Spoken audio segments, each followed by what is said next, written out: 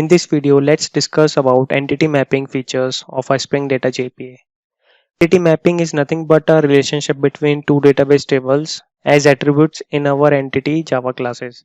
So basically, we just defining the relationship between the two tables, in what relation the data will be stored to those tables. So mapping can be of four types.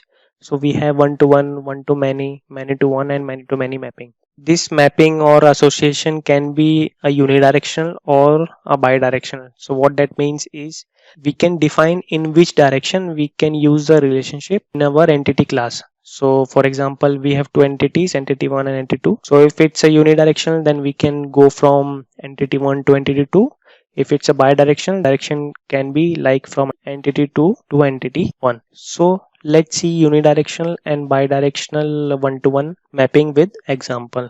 So here you can see I have created two entities, employee and address. So in my employee, we have primary key employee ID, employee name and employee age. Whereas in address, we have address ID, that is our primary key for address table, the city and the address type. So when I say address type, that means either it is a permanent address or a current address. So suppose a scenario where one employee have only one permanent address, right? So this is one-to-one mapping. Also, I have created employee repository and address repository for those entities as well.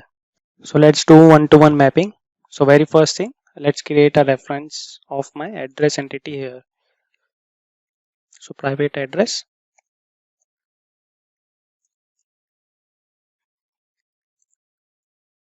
Address. So next thing, so in order to have this one-to-one mapping, we have one annotation called one-to-one annotation. So in this one-to-one annotation, we have this property called cascade.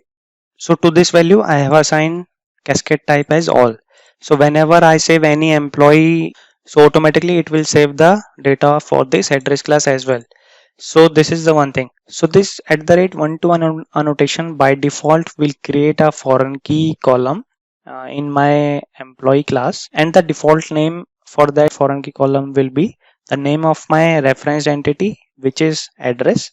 So it will be address underscore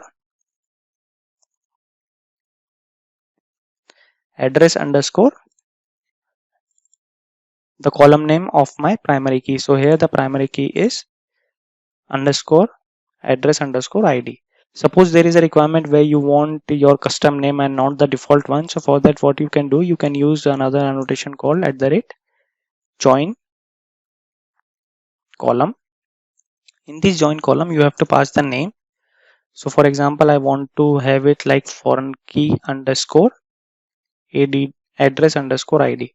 So I want the name to be fk underscore address underscore. So for this one-to-one mapping, this is the only configuration that is required within our entities. So let's test this. Before that, I have already created an employee controller. In this employee controller, I have created an endpoint called save employees. So I will be getting list of employee data. And I will be saving all that data using employee repository save all method. So let's boot our application and test this via Postman. So now my application is start, and on the console you can see it has created total two tables. One is address and another is employee details. And here in employee details you can see fk underscore address underscore ID column is also got created. So let's go to our DB and see the tables. So we have this employee details. Here you can see fk underscore address ID, and in the address all the columns are related to that address. So via Postman, let's pass some data. So here you can see in my Postman, I have created total two employee data record. So employee Mohit with the address say city Pune, and the address type is current. Same is for another object, another employee Puneet, where city is Mumbai and address type is permanent. So let's send the request, and here you can see I got 200 OK with data saved message. So let's go back to our DB and check the records.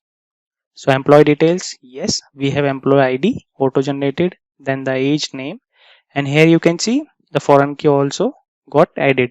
So here the foreign key is 17 and 19.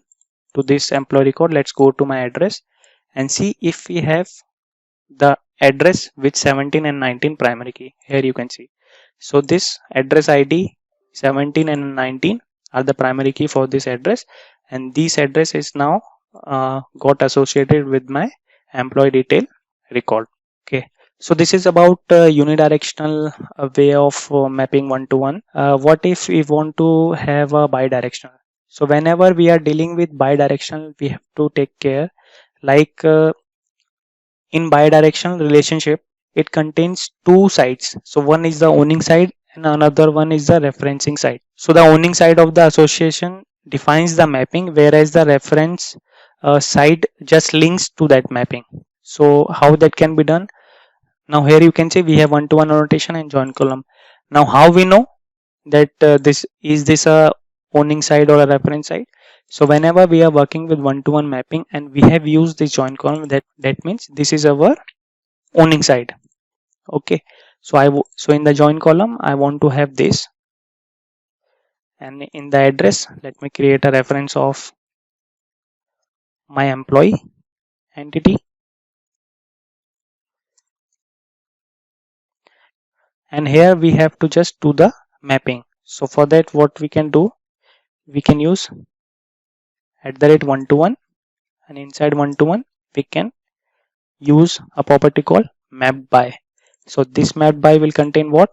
It will contain this address property. So let me just pass this address property here. So that's it. Now we have, so we in address we have created a reference of my employee entity, and we in one-to-one annotation we have passed the map by attribute value. So let's run our application again and see. So now my application is started. Let's go to our Postman. So here I have changed the record. This time I'm using Ramesh and John. So let's test this one as well. So 200 OK response. Let's go to our table, refresh.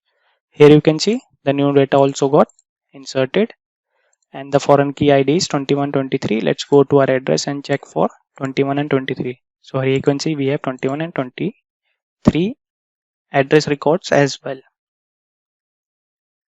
So this is about one-to-one mapping. Now suppose there is a situation where one employee can have multiple addresses, right? So for that the mapping will be, of type one to many. So for that, so let's check how we can configure that one to many mapping here as well.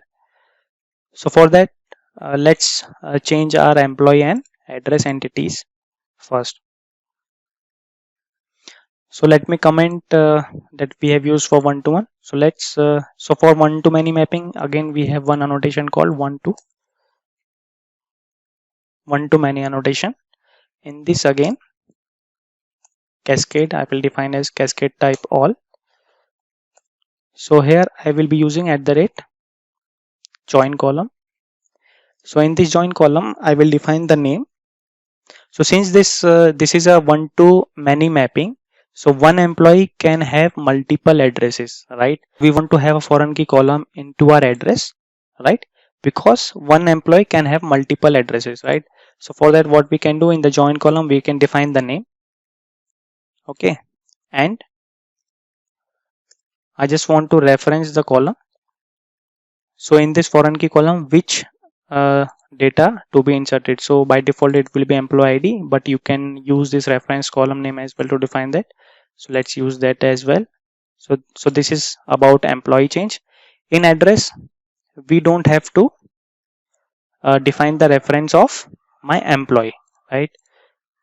So for one to many, the only change we have to do is in our employee entity, one to many annotation with cascade type, and the join column, the name of the column which will be created in my address entity, and the reference column to which it is reference to, which is my employee ID. And also for single employee we have multiple addresses, so we have to change it to list of address. So that's it.